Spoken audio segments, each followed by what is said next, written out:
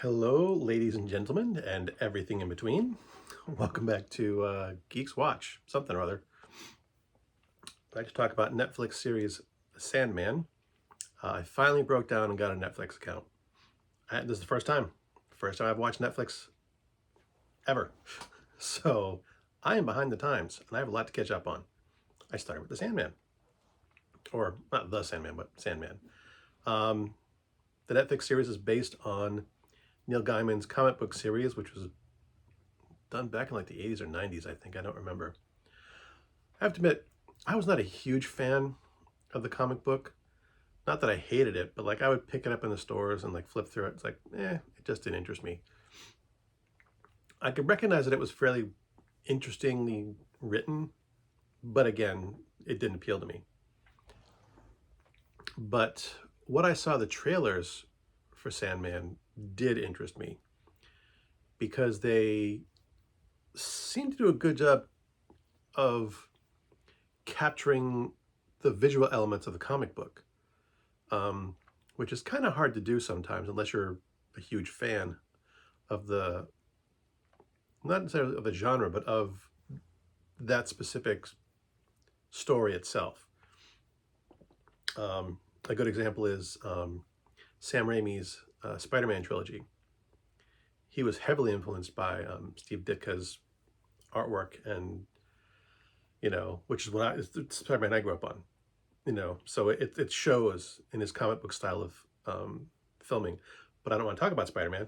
I'm here to talk about Sandman. I digress. But I'm old man. I ramble. Anywho, the trailers interested me because I could see there was some direct, shot to shot, what do I call it? Shot to shot matchups, like direct correlations and shot to shots between what was on the page and what they made look like in the series. There's one where Sandman kind of levitates off the ground and floats into a portal. There's one of Sandman sitting in like a glass ball. So these are all images taken directly from the comic book that they managed to, visually represent well in a different medium, which interested me. What is Sandman? The titular character, Sandman, is Morpheus, the Lord of Dreams. He is one of the Endless, which are representations of aspects of reality: dream, death, despair, desire, destiny, delirium, destruction. These are all living entities whose job is to, in some way, oversee their aspects. And it's part of DC's comics. Is it DC or is it Vertigo? Who knows these days? But I think Vertigo and DC are linked in some way, shape, or form. So this is the story of Morpheus, the Lord of Dreams. The series opens up with him being accidentally captured by some mostly inept magician. This guy is actually trying to capture death because his son had died and he wanted to bring his son back to life. He's a massive douche, this wizard.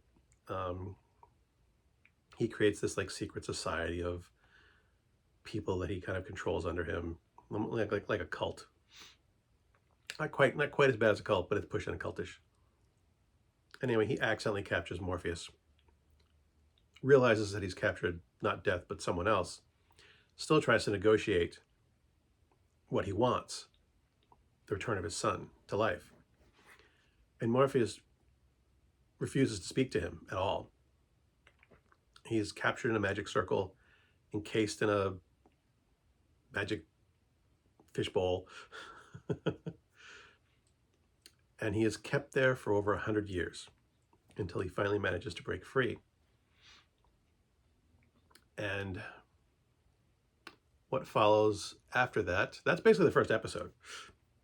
What follows after that is him trying to deal with the repercussions of him being locked away for a century. His realm has not been under his control. Dreams of the world have not been under his control. Things have gotten out of hand. So the other 9 episodes are basically, him dealing with that. And I really enjoyed it. There were a few slow moments that dragged on. A couple episodes I thought went on too long. But by and large, it kept me interested in ways the comic book did not, which is unusual because I'm a huge comic book nerd. Have been since I was 7.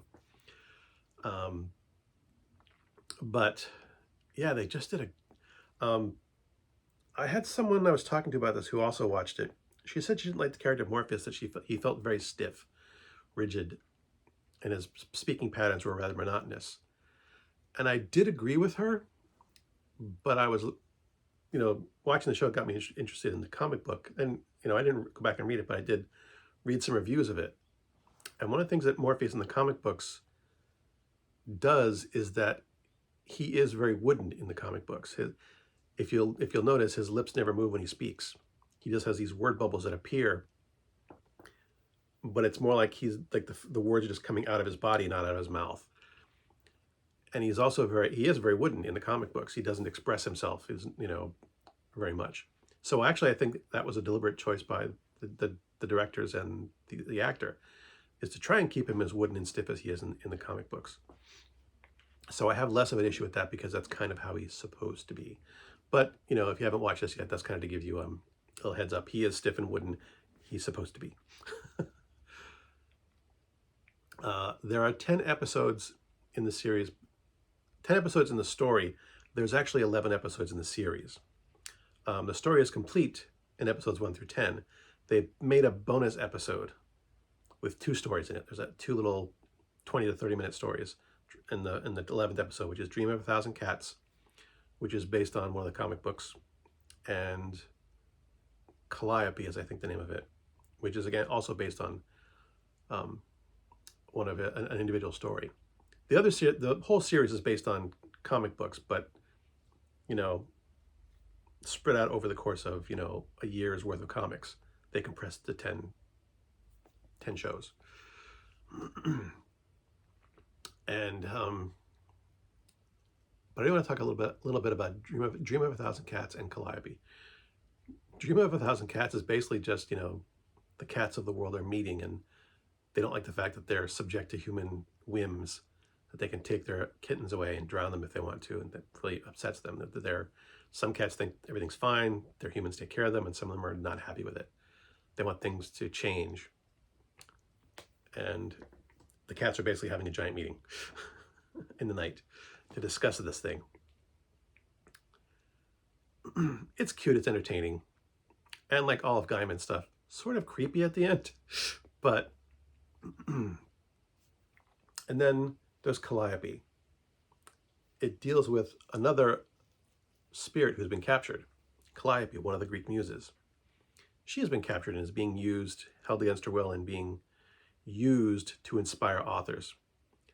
One author in particular, who is the main protagonist of the film, the show, of the little half-hour segment. And I thought it dragged on a bit too long. But aside from that, it was excellent. It was really well done. I really, really liked that little short story. Calliope was probably one of my favorite segments of the entire series. I've been trying to avoid spoilers, as one does, which is weird because it's a year old. If because of I'm going to give it a flat A, just regular A for a rating, just because, like I said, there was a couple episodes. There was Calliope, I thought dragged on a bit too long, in spite of it being one of my favorite episodes. And there was another couple, I think it was an episode called 24/7. Kind of like 4th or 5th episode. I'm not sure what number it was. Might have been in the middle somewhere. And I thought that one dragged on a bit too long. Couple other, I think there was one other instance, like around episode like 7 or 8. So yeah, there was like 3 different episodes I thought maybe 3 or 4 minutes too long. But beyond that, it was excellently done. I'm not sure if it's bizarre. It is bizarre, which is right up my alley. You know, Morpheus is the Lord of Dreams, which means things get kind of trippy from time to time, especially when he's in the dream world as he tries to fix things. Morpheus is kind of a jerk at times, being immortal, one of the endless. You know, he occasionally has difficulty empathizing with ordinary human beings. But this was really good. I'm sort of surprised how much I kind of expected to like it a little bit, but I wound up liking it a lot more. Enunciate your words clearly, children. But I did wind up liking it a lot more than I thought I would. I really, really enjoyed this series. And they're doing a season 2, so I'm eagerly awaiting for that. So I give it an A. Only for a couple of small knocks kept it from being an A+. I am very reserved. I don't give very many things a perfect score. You got to really knock it out of the park for me to give you a perfect score. But even then, I regret some of those A+ reviews that I've given. I even said. But yeah, you know, it's on Netflix. If you like something that's sort of bizarre, trippy, comic booky, go for it, dude. Or do that, or whatever. Something in between of that. As always, thanks for watching. If you like my video, I have no idea why you would like any of these things. I'm just an old fart rambling on the internet.